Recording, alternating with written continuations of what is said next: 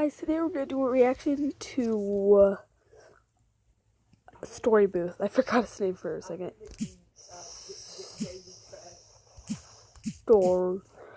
Storybooth. Yep, right there. Okay, so I just subscribed because I actually like this place, but this is a channel with things that actually happened, unlike the thing with people. Can't speak today. With people that actually did it, but unlike actually happened. Actually happened. Like I said, I can't speak today. They have people say it for them. So Storybooth is the only one like this that we know of on YouTube. So okay, I haven't watched this in a long time. So let's do Scariest Day of My Life. That sounds amazing. What's your age? I'd rather prefer not to say. This is kind of a hard story for me to tell. It happened about a year ago. So I'm just kind of your average Joe. I kind of play Xbox, hang out with my friends, go out. It was on the 17th of January, 2018. 17th? I went out to the skate park with my buddies. After a while, we all got hungry. Let's go get some food. Let's chill out. Yeah, we ordered our food. The diner. We started to leave, basically. It was really packed inside, and we were just going to go eat our food somewhere else. We started making our way down the hill, and one of my friends noticed just had to say this. Making our way downtown.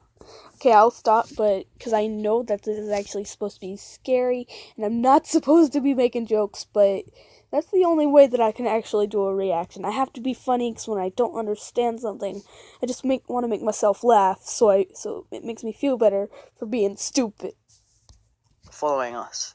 So I didn't look back and just carried on. That's the eyes I make whenever I'm tired. My friends were a tiny bit ahead of me, no more than 2 meters. And then all of a sudden, a guy in a mask, it was kind of like a bed sheet, but with like little eyes cut out. He walked in front of me and I'm sorry. Kind of grabbed my waist and pushed me back into like a railing. And was like, let me chat to you for a little bit. And then before I knew it, there was like 5 boys all around me in masks with weapons, and it went from 5 to 10 to 15, and I had no idea what to do.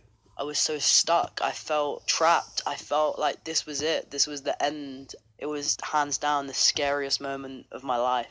I managed to escape. There was a little gap, and I literally ran through the gap and managed to get into the town centre. I called the police straight away, and I got taken home, and I had to speak about it with everyone, with my parents, and it was so difficult to talk about. I was torn apart. The police said I'm not allowed to repeat certain details to people, as hearing some of the things they said can cause other people to have post-traumatic stress disorder. That's absolutely scary. Question. How would it make them if they weren't even there? And, this is actually pretty scary sounding, because imagine you're just backed up into a corner by a bunch of guys, and people are just sticking, like, broken bottles and knives in your face. I would just curl up and just die before they could get me. Okay, let's watch the rest of this. Came out on the top 5% of the people who this happened to, according to police officers. I have to go to court and see a couple of them again, and it's going to be the scariest time of my life, and I'm not looking forward to seeing them. I'm just looking forward to getting it over and done and not having to worry about it or have any of that stress on my mind again. Have you ever followed hands before? down, it was the scariest situation that ever happened to me, and it just shows you need to be cautious wherever you go. Maybe not. Yeah. You can't let your guard down, because have not. I let my guard down for 1 second in the wrong place. At least not that many people have it happened. Okay, let's get to the next one. Okay, this is called I'm a Girl with Short Hair, and there's something else after that, but we'll learn. Okay.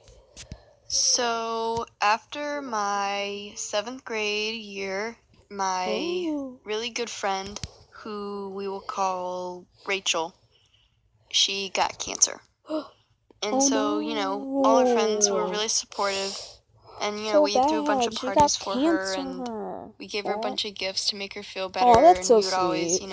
I'd have probably raise done awareness that. on social media and, help raise money for her family so they could pay for treatment. That's so amazing. And so one of the things that I did with my mom and my dad was we shaved our heads. And she really appreciated it. That's nice. And the fact that it meant so much to her, I decided to keep my head shaved for the duration of her treatment so that she wouldn't be the only one. So after a while, I just figured out that I liked having a shaved head, so I kept it that way even after treatment, just because I thought it was a nice hairstyle, even though it seems I like guess I don't nice really have any hair too. when you have a shaved head. Everybody kept mistaking me for a boy, which is really funny because, I have some pretty prominent female features. I have boobs, you can see that. But yeah, there was this one time I went to the YMCA. Very prominent female feature. I have boobs. So funny. With my parents, and so I just went into the locker room because I had to change. And so I had my shirt off, but I have my sports bra on. And this lady came in and she said, this is the girls' dressing room, right? And I was like, I have a bra on. So, I didn't say that to her. I was like, yeah, I know this is the girls' dressing room because I'm a female. I just have a shaved head. And she kind of looked to the side that's weird, but she just shrugged it off. She was like, oh, well, okay. But whenever I'd go in a bathroom at a store, there would always be someone trying to stop me hey, you can't go in there. That's a girl's bathroom. And I'm like, cool. That's good because I'm a girl. I constantly get people, telling me, hey, young man, or if they look at me from the back, they call me sir, bud. I just think it's hilarious that people can mistake me for a boy, even though, I have female curves and a female face. Now I'm in high school. I'm actually a senior, about to graduate. Oh, nice. And I still keep my hair pretty short. I shave it once in a while. And people always ask me, why do you keep your hair short? It's just easy. I like it that way. I don't really care if people mistake me for a boy, because honestly, it happens. It's really funny, though, when it does happen, because I always have a good story to get out of it. As for my friend, she keeps her hair pretty short, too, because she likes it like that. And she's cancer-free. I guess that's the story of how everybody thought I was a boy. Okay, let's go to the next. Okay, this is from a YouTuber I've never seen before, and it's about parents divorcing. Okay, I've never had one of my parents. I'm not going to disclose which, but this sounds really interesting. Let's go. Ooh, stars. Casper Lee. I've never heard of him. Can you please tell me what Around he does 10 years down the ago, my mom Concord? walked into my bedroom to tell me something that would change both of our lives forever. I met another man and we're gonna get married, she told me. I was shocked, angry, and sad all at once. Oh my gosh. How could she leave my dad? How could he let her? And who is this new man? Why was she crying too when she did this to our family? Even though my mom explained that she had to follow her heart, the strong, conflicting emotions I had inside me wouldn't go. That's the thing.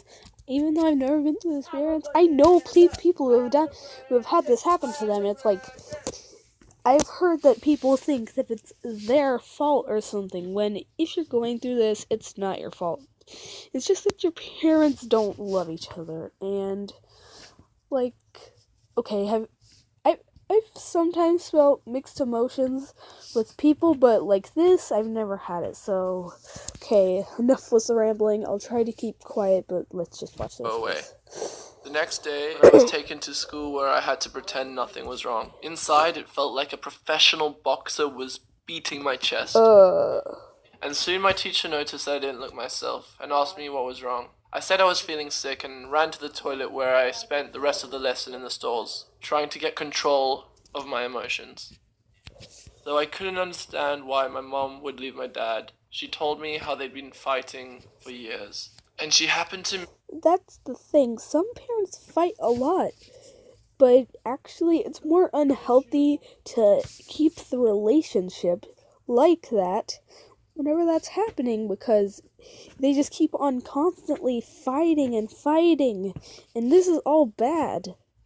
So I think it's best that she found somebody else. Let's continue. Meet and fall in love with an amazing new man. I decided that I'd give him a chance, but couldn't help but worry about my dad and how he was going to deal with this. He's always needed my mom. They were a team, and we were meant to be a family. Oh, that's sad. A couple of weeks passed before I was able to meet my mom's new partner. I didn't want to like him, because I felt like if I did, I'd be betraying my dad. Surely it was this new man's... Whoa, what was that? What was that? What was that last frame?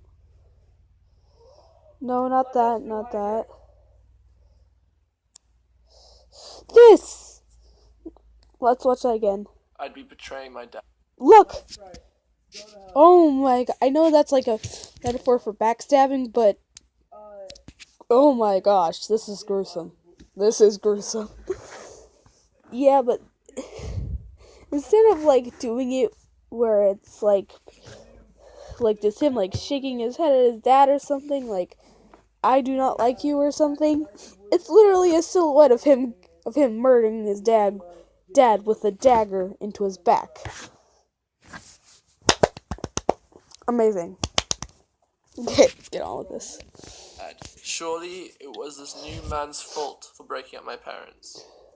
But I soon learned about how much he loves her, and it became increasingly difficult for me to keep up my act. It didn't take much longer before I gave in. More importantly, I could see that he was a kind man. Oh my gosh, he saved Doggo's life from rain. I like this guy. Since he saved Doggo from rain, I can't get it. And it's not gonna let me, but he saved Doggo from rain. Save Doggo! He's gonna save Doggo. I could see that he saved Doggo. Look how happy he is. Look at that face. He's so happy. Okay, he was a kind man who also wanted to look after me and my sister. My dad fell into a depression following the divorce. Oh like no! Me, he was dependent on my mom. That's what happened. Like, one of them feels strongly about it, but the other actually still loves them, even though they fight a lot. And this is the problem. So this happens, and people get into depression really easily. I have like lots of friends that joke around with depression, but I have one that actually does, and it's actually really hard for her sometimes. And I know that it's actually pretty hard to go through depression because of my friend. So, okay, let's escape while I'm watching. And with her gone so suddenly, things became very difficult for him. There was such a deep level of guilt growing inside me for liking my new family. That's what I was talking about Dad earlier. told me not to feel that way and said there's enough room in my heart for two. Years passed before Dad met Lindsay, one of the most patient and understanding people I've ever met. The guilt came back again. Was I now portraying my mom for liking her? I spoke to Mom about it, and she said the same thing Dad had all those years ago. There's enough room in your heart for two.